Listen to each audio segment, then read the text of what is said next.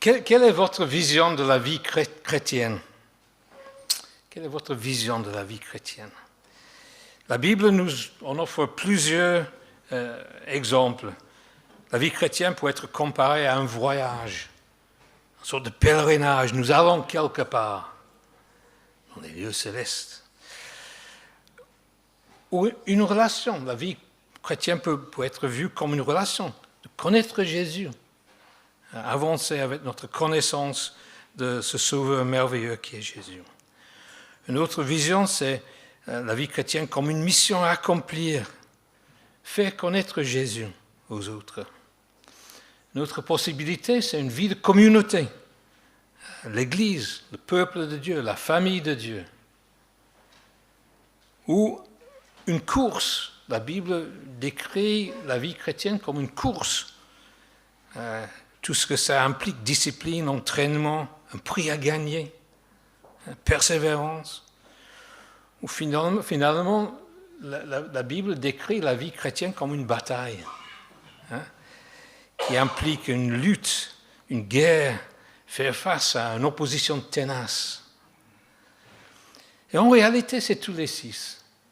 On ne peut pas juste dire que la vie chrétienne, c'est une de ces choses. La vie chrétienne, c'est tous les six ensemble. Les évangiles nous donnent un résumé du message de Jésus lorsqu'il a commencé son ministère en Galilée, il y a plus de 2000 ans maintenant. Jésus a prêché tout simplement « changez de vie et croyez à la bonne nouvelle ». Si vous voulez un résumé du message chrétien, c'est ça. Changez de vie et croyez à la bonne nouvelle. Croyez à la bonne nouvelle.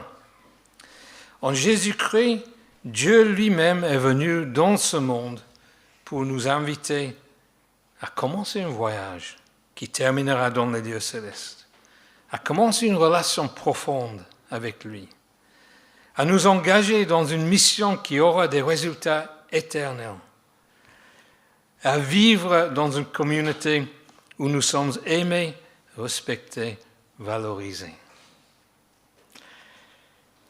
Ça, c'est quoi la bonne nouvelle? Changer de vie ou changer d'attitude, une autre possibilité de la traduction. Mais c'est là où on rencontre parfois des difficultés de l'opposition.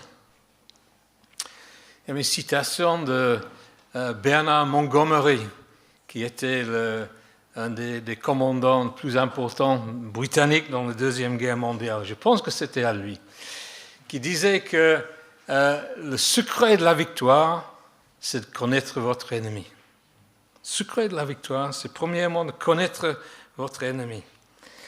Et nous, en tant que chrétiens, nous avons au moins 3 ennemis redoutables, selon la Bible. Le monde, la chair, le diable. 3 ennemis qui nous empêchent à entrer dans tout ce que Dieu a pour nous. Le monde, c'est quoi le monde? Le monde, dans ce sens, c'est l'état d'esprit, les aspirations, les valeurs, la façon de vivre et d'agir propre à ceux qui sont loin de Dieu. Si vous voulez une définition courte de ce que c'est le monde selon la Bible, c'est l'état d'esprit, les aspirations, les valeurs, la façon de vivre et d'agir propre à ceux qui sont loin de Dieu. Autrement dit, c'est tout ce qui résiste au premier commandement, d'aimer Dieu de tout notre cœur, toute notre âme, de toute notre pensée. Deuxième ennemi, c'est la chair. C'est notre égoïsme inné. Tout ce qui est en nous, qui résiste au deuxième commandement, d'aimer notre prochain comme nous-mêmes. Et le diable, cet ange déçu qui s'oppose à tout ce que Dieu veut faire en nous et autour de nous. Le diable, le menteur par excellence, le tentateur, l'accusateur, celui qui nous rend la vie affreuse. C'est là où la vie chrétienne peut ressembler à une lutte, une bataille, une guerre. On lutte contre cette façon de penser qui pense que Dieu n'existe pas. On lutte contre ce qui est en nous qui résiste à ce commandement d'aimer notre prochain comme nous-mêmes, de pardonner, d'accueillir. Et le diable, on lutte contre lui, parce que lui, il lutte contre nous.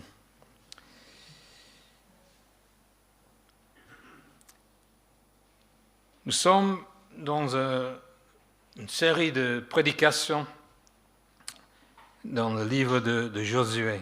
Et nous arrivons aujourd'hui à la fin. La série avait le titre « Les clés du courage ». Et on a étudié, on va terminer avec le 10e et 11e chapitre de Josué aujourd'hui. Le livre de Josué, c'est le 6e livre de la Bible, donc on est bien dans l'Ancien Testament. Et le livre de Josué s'appelle Josué parce qu'elle parle d'un certain... Ah, vous êtes théologien, vous. C'est bien ça. Et Josué était le successeur de Moïse. Oui. Et Moïse a emmené le peuple d'Israël vers la terre promise. Oui, Canaan, terre promise. C'est vrai. Le peuple d'Israël, dirigé par Moïse, est sorti de l'esclavage en Égypte. Et après 40 ans de vie nomade, le peuple est arrivé aux frontières de la terre que Dieu leur avait promise. Moïse est décédé, et c'est Josué qui avait la responsabilité de diriger le peuple et de prendre possession de ce pays qui coulait de lait et... Ah, c'est bien. Lait et miel. Quelle image merveilleuse des promesses de Dieu pour nous. Et c'est le sujet du livre de Josué, et en particulier les chapitres 10 et 11 que nous allons explorer aujourd'hui. Ce sont les chapitres sanglants quand on les lit. C'est l'histoire de bataille après bataille après bataille. Et Joel Short a bien traité cet aspect de l'histoire, comment on peut... comment ça entre dans notre vision globale de Dieu et de ses relations avec ce monde. Donc je ne vais pas retraiter ça, parce que Joël a fait admirablement. Mais la situation du chrétien dans le Nouveau Testament est tout à fait différente de la situation de Josué dans l'Ancien Testament, où il y avait la bataille pour gagner un terrain physique. L'apôtre Paul dit dans sa deuxième lettre aux Corinthiens, il explique un peu quelle est notre situation. Il dit, nous sommes des hommes, c'est vrai, pourtant nous ne luttons pas d'une façon humaine, pas comme dans l'Ancien Testament. Non, les armes que nous servent à lutter ne sont pas des armes humaines, mais leur force vient de Dieu pour détruire tout ce qui lui résiste. Nous détruisons les façons de penser qui sont fausses. Nous renversons tous les raisonnements que les orgueilleux opposent à la connaissance de Dieu. Nous voulons changer l'esprit des gens pour qu'ils obéissent au Christ. Donc c'est une bataille plutôt dans les façons de penser en nous-mêmes et en ceux qui nous entourent. Et le champ de bataille, c'est dans notre esprit et c'est dans nos pensées. En Josué chapitre 10, il y a quand même les principes qui peuvent nous aider dans notre lutte contre le monde, la chair et le diable. Je vous pose une question. Est-ce que vous luttez contre une injustice? Peut-être dans votre lieu de travail, peut-être dans votre famille. Il y a une lutte contre l'injustice. Est-ce que vous luttez contre une addiction. Vous êtes un accro à la pornographie ou je ne sais pas. Le désir d'avoir toujours plus de choses. Vous êtes serviteur de l'argent plutôt que Dieu. Est-ce que vous connaissez une situation où le diable sème la pagaille? Dans votre vie personnelle? Dans une situation que vous connaissez? Et on a déjà pensé ce matin dans le culte de cette situation en Haïti, quoi, où le diable sème la pagaille comme il n'est pas possible. Nous avons tous un champ de bataille quelque part. Ou peut-être il y a une autre situation où vous luttez, que je n'ai pas décrit là, mais vous savez tellement bien dans votre cœur qu'il y a une lutte là. Et parfois, vous levez le matin, vous sortez avec plein d'encouragement, vous revenez le soir complètement épuisé. Un sens de défaite dans votre cœur. Il y a une lutte là. Que dit Dieu dans ce livre de Josué pour nous encourager? On ne va pas lire toute l'histoire en chapitres 10 et 11, c'est assez répétitif. Bon, j'ai choisi juste 3 versets. Josué 10, versets 41 et 43. On va regarder ces versets en particulier pour la prédication aujourd'hui. Josué soumit toute la région de Kadesh-Barnéa jusqu'à Gaza et le district de Goshen jusqu'à Gabaon. En une seule campagne, il vainquit tous les rois et s'empara de leur territoire. Car l'Éternel, le Dieu d'Israël, combattait pour son peuple. Ensuite, Josué et tout Israël avec lui regagnèrent le camp de Gilgal. Surtout les dernières 2 phrases là. Car l'Éternel, le Dieu d'Israël, combattait pour son peuple. Ensuite, tout Josué et tout Israël avec lui regagnèrent le camp de Gilgal. Dieu avec nous. Dieu combattait pour son peuple. Si vous lisez les chapitres 10 et 11, vous remarquerez plusieurs choses sur les ennemis de Josué. Ils étaient forts. Ils faisaient en plus les alliances contre le peuple d'Israël. Certains étaient bien équipés avec une technologie haute de gamme, des chars. D'autres, tout simplement par leur taille, donnaient peu juste à les regarder. Bref, ils étaient forts et nombreux. Josué gagnait une victoire et tout de suite après, il avait une autre bataille. Vous connaissez ça, peut-être vous-même, où il y a des difficultés qui s'enchaînent. Vous pensez que vous avez gagné une victoire et pouf, il y a un autre problème qui se lève juste devant vos yeux. Relisons le verset 42. En une seule campagne, Josué vainquit tous les rois et s'empara de leur territoire, car l'Éternel, le Dieu d'Israël, combattait pour son peuple. Amen. Si vous êtes dans une lutte ou une bataille en ce moment, pensez à cette vérité.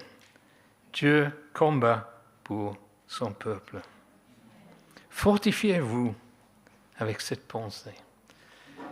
Et ce n'est pas la première fois que je vous donne la prochaine citation d'un grand prédicateur du 19e siècle en Angleterre, Charles Spurgeon. Je me nourris des pensées de cet homme-là.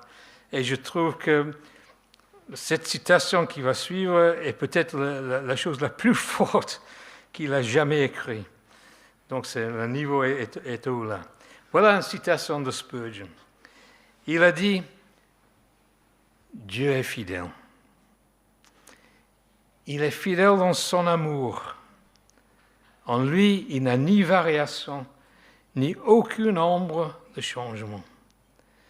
Il est fidèle dans ses desseins. Jamais il ne commence une œuvre pour la laisser inachevée. Quelle bonne nouvelle! Il est fidèle dans ses relations. Comme un père, il ne renoncera jamais à ses enfants. Comme roi, il ne reniera jamais son peuple. Comme créateur, il n'abandonnera pas l'ouvrage de ses mains. Il est fidèle à ses promesses et il ne permettra pas qu'aucune d'elles soit sans réalisation à l'égard d'un seul croyant. Il n'y a pas d'exception dans le peuple de Dieu. Il est fidèle à son alliance qu'il a traitée avec nous par Jésus-Christ et ratifiée par le sang de son sacrifice. Il est fidèle à son Fils, Jésus, et ne permettra pas que son sang ait été répandu en vain. Ah, ça c'est faux. Ça, c'est faux.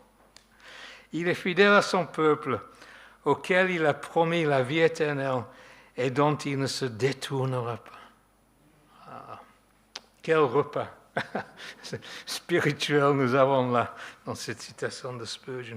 Mais j'ai trouvé une autre citation de lui qui nous aide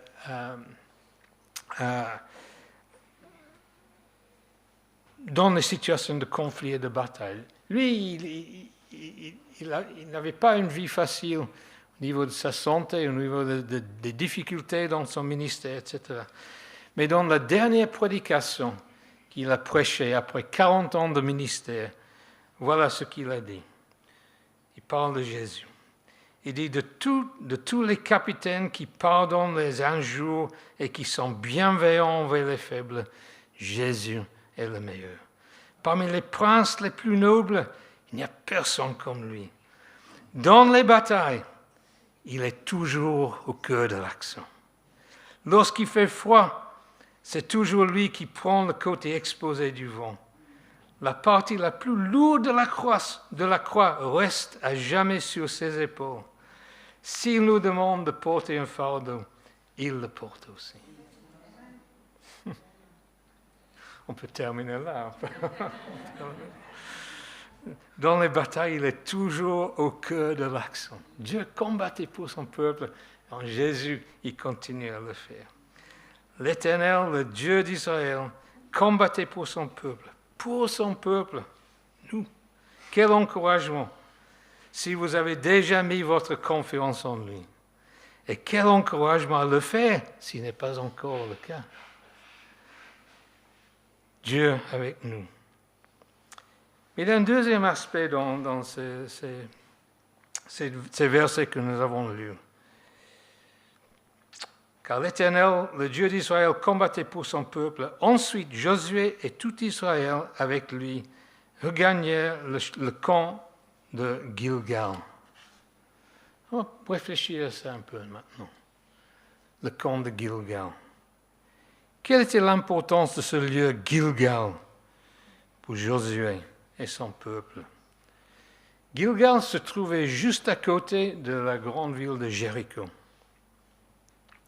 Et c'est là où le peuple d'Israël a établi le camp après avoir traversé le Jourdain à pied sec. Ils ont vécu un miracle. Et c'est là où ils ont établi le camp avant de commencer la campagne pour gagner le pays. C'est là où Josué a fait ériger 12 pierres prises dans le lit du Jourdain en souvenir du miracle qu'ils avaient vécu. C'est à Gilgal que le peuple a mis les choses en ordre dans leur relation avec Dieu. La circoncision qu'ils avaient négligée pendant les 40 ans dans le désert.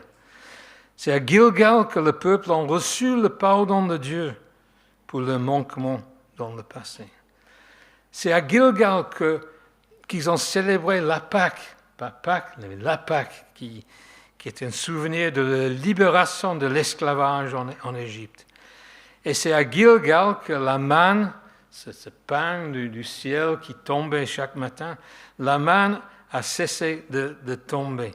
Un signe que le peuple sont arrivés dans la terre promise où ils pouvaient se nourrir des produits du pays.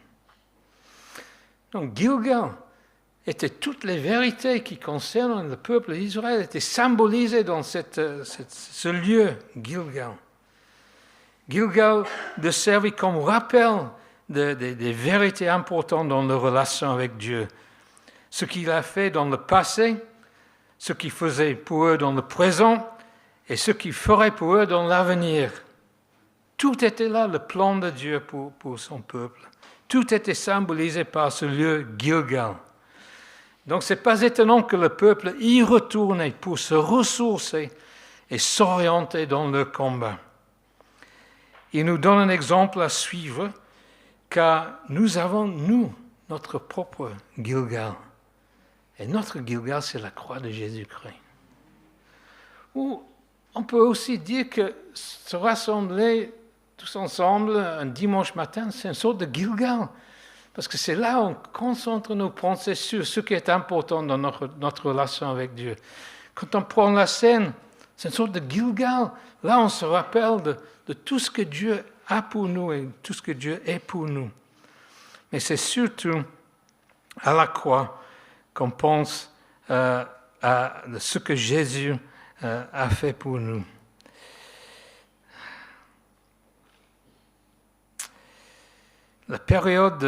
On entre dans la période de Pâques aujourd'hui, cette semaine, qui nous amène au vendredi saint. On va célébrer ça ce vendredi. Et puis, de Pâques, au dimanche de Pâques, on réfléchit pas seulement sur la crucifixion de Jésus, mais sa résurrection, le fait qu'il est vivant et toujours avec nous. Et donc, c'est à la croix que nous voyons le miracle, la victoire par excellence. Jésus-Christ, Fils de l'homme et Fils de Dieu, a donné sa vie pour nous et qu'il est ressuscité le 3e jour. Je pense que c'était la semaine dernière, Manu a cité le verset bien connu, Jean 3,16, car Dieu a tant aimé le monde qu'il a donné son Fils afin que quiconque croit en lui ne périsse point, mais qu'il ait la vie éternelle. Le miracle se passe quand on met notre nom dans ce verset. Le quiconque, c'est qui le quiconque? C'est moi, c'est vous. Et si on dit, tu peux te prendre comme exemple, mon frère, Axel, car Dieu a tant aimé Axel qu'il a donné sa vie afin que Axel ne périsse point, mais qu'Axel ait la vie éternelle. Le miracle se passe quand on prend ce verset et on l'applique pour nous-mêmes. Et c'est une ouverture à Jésus d'entrer dans notre vie et par son Saint-Esprit. Ça, c'est le miracle. Dieu nous donne le pardon de tous nos fautes, de tous nos manquements, et son Saint-Esprit qui nous purifie de toutes nos iniquités. C'est un travail qui dure toute notre vie, mais ça commence là à la croix. C'est à la croix que nous pouvons trouver la terre promise, une porte ouverte à toutes les promesses de Dieu. C'est à la croix.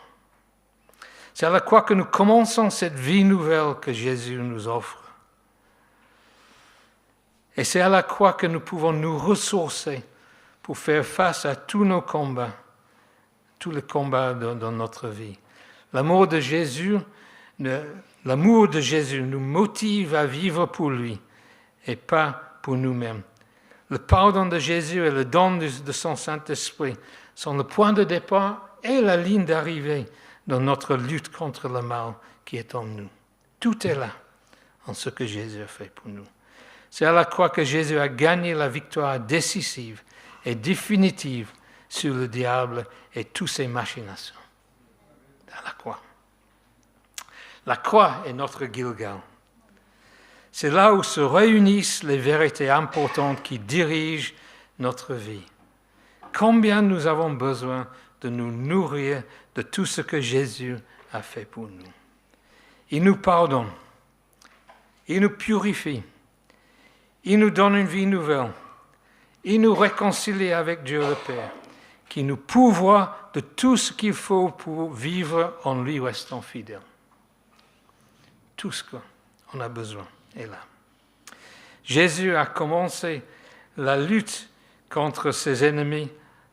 Josué a commencé la lutte contre ses ennemis en partant de Gilgal et il y est retourné après avoir gagné la victoire.